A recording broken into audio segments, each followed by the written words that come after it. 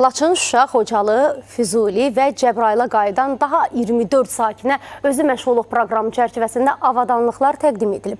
Verilmiş avadanlıqlar hesabına onlar 10 məmulatlarının istehsalı, qadın gözəllik salonu, kişi bərbərxanası, kiçik dərzi sexi, telefon təmiri, poliqrafiya xidmətləri, səyyar kafe evləri, agroturizm, broilerlər inkubatoru, avtomobil şinlərinin bərpası və təmiri xidmətləri üzrə kiçik bizneslərini yaradıblar.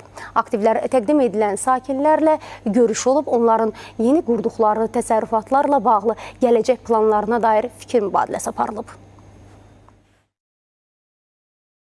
Böyük Qayıdış proqramı çərçivəsində özə məşğulluq proqramı üzrə təxminən 300-dən artıq şəxs artıq müxtəlif zərflər, istiqamətlər üzrə əmlaklarla təmin edilmişdir və hal-hazırda 148 keçmiş məcburi köçkünlərlə də onların özə məşğulluq proqramına cəlb olunması ilə bağlı müvafiq işlər aparılır. Şuşaya gələndən sonra məşğulluğa müraciət elədim. İndi məni bugün avadanlıqla təmin edirlər. Mən işimi daha da genişləndirmək istəyirəm.